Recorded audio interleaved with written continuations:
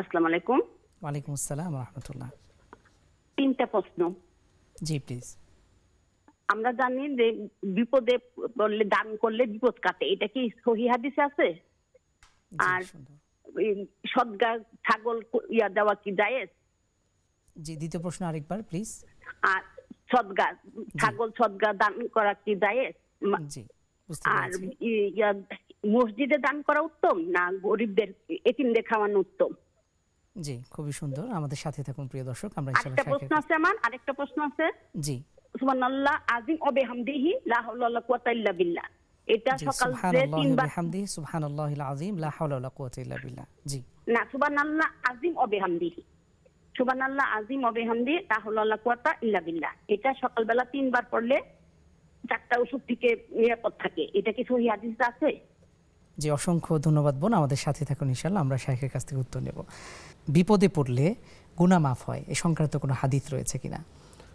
হ্যাঁ, বিপদে পড়লে গুনাহ মাফ হয় এই সংক্রান্ত সহিহ মুসলিমে হাদিস রয়েছে, মা ইউসিবুল মুসলিমা মিন নাসাবিন ওয়ালা ওয়াসাবিন ওয়ালা হাম্মিন ওয়ালা হাজানিন ওয়ালা আদান ওয়ালা গাম্মিন হাত্তা শাওকাতি ইউশাকুহা ইল্লা কাফফারাল্লাহু বিহা মিন খাতায়াহু। নবী আলাইহিস সাল্লাতু ওয়াস সালাম বলছেন, যখন কোনো মুসলিমের কোনো বিপদ হয়, মুসিবত হয়, ব্যবসায়িক কোনো ক্ষতির ভিতরে পড়ে যায়, এমনকি সর্বনিম্ন বোঝাতে গিয়ে নবীজি বলছেন যে একটা কাঁটাও যদি বিধে শব্দটা যদি উচ্চারণ করে, আল্লাহ রাব্বুল আলামিন গুনাহ খাতা মাফ করেন এবং আল্লাহ তাআলা তার দরজাকে বুলন্দ করে দেন। তো এর দ্বারা বোঝা যায় সুবহানাল্লাহ বিহামদিহি, যখনই বিপদে পড়বেন, আজাবান লি আমরিল মুমিন ইন্না আমরাহু কুল্লাহু খায়র, মুমিনদের বিষয়টা বড় আশ্চর্যজনক। তারা যখন বিপদে পড়ে তখন আল্লাহ রাব্বুল আলামিনের উপর ধৈর্য ধারণ করে। এই ধৈর্য ধারণের কারণে খুব অল্পের ভিতরে আল্লাহ তাআলা বিপদ থেকে তাকে উত্তরণের পথ আল্লাহ তাআলা বাতলে দেন। কাজেই বিপদের মধ্যে মুমিনের হারানোর কিছু নেই, সবকিছুতে আল্লাহ কিছু নেই। সুবহানাহু ওয়া তাআলা প্রতিদান রেখেছেন। জি। সাদাকার ক্ষেত্রে ছাগল বা এই ধরনের পশু পাখি প্রাণীগুলো সাদাকা করতে পারবে কিনা, এবং এটা মসজিদ মাদ্রাসা বা কোন জায়গায় দেয়াটা বেশি যুক্তিযুক্ত? জি, সাদাকাটা যদি আমরা কাউকে খাবার খাওয়ানোর চিন্তা করি, এটা ইসলামে অত্যন্ত উত্তম একটি অভ্যাস এবং সওয়াবের কাজ। হাদিসের মধ্যে আসছে আইয়ুল ইসলামি খায়রুন, এটা ব্যক্তি বিশেষ নবীজি সাল্লাল্লাহু আলাইহি সাল্লাম বিভিন্ন জনকে বিভিন্নভাবে আইডেন্টিফাই করে নবীজি কথাটা বলেছেন। ইসলামের মধ্যে কোন কাজটা উত্তম? নবীজি বলেছেন যে তুতঈমুত তাআম, কাউকে খাবার খাওয়ানো, ও তুকরিউস সালাম আলা মান আরাফত ওয়া মান লাম তা'রিফ, যাকে তুমি চেনো অথবা চেনো না, পরিচিত অপরিচিত মানুষকে খাবার খাওয়ানো, এটা ইসলামের উত্তম অভ্যাসের একটি। তো এটার মধ্য দিয়ে আল্লাহ তাআলা অত্যন্ত খুশি হন নিশ্চয়ই। তো সাদাকা করা যেতে পারে। সাদাকা করার ক্ষেত্রে আমরা এতিমদেরকে খাওয়াবো না মসজিদে দান করব, এটা একটু জটিল প্রশ্ন।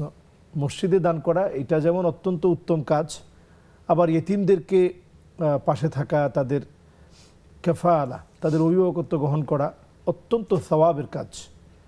এজন্য আমরা এতিমদের পাশে যেমন থাকবো, মসজিদেও আমরা দান করব। তবে দুইটাকে আমরা এক না করি। যখন মসজিদের প্রয়োজন, এই এলাকার মানুষ নামাজ পড়ার জন্য জায়গা পাচ্ছে না, ওই প্রেক্ষাপটে আপনি মসজিদে সহযোগিতা করবেন, সেটা যে অনেক বড় অঙ্ক হতে হবে তা না। আমরা সবসময় কোয়ান্টিটিটা খেয়াল করি কোয়ালিটির চাইতে। বরং আপনি যদি সামান্যও পারেন, আপনি ওইটা ইনশাল্লাহ তাদের সঙ্গে অংশগ্রহণ করবেন।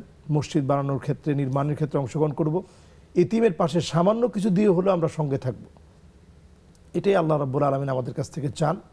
যদি আমরা এটা করতে পারি, তাহলে মান বানা লিল্লাহি মাসজিদান বানাল্লাহু লাহু বাইতান ফিল জান্নাহ, জান্নাতে আল্লাহ তাআলা বাড়ি নির্মাণ করে দিবেন ইনশাআল্লাহ।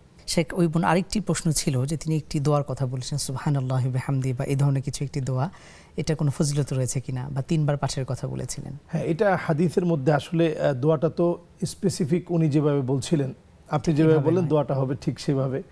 তো দোয়াটা আসলে অনেকভাবে এসেছে, যেমন সুবহানাল্লাহি ওয়া বিহামদিহি, শুধু এতটুকুন যদি কেউ পড়ে 100 বার, হত্তাত আনহু খাতায়াহু ওয়া ইন কানাত মিসলা জাবাদিল বাহর, তার গুনাহগুলো যদি সমুদ্রের ফেনা পরিমাণও হয়, আল্লাহ রাব্বুল আলামিন তার গুনাহগুলো মাফ করে দিবেন। সুবহানাল্লাহি বিহামদিহি।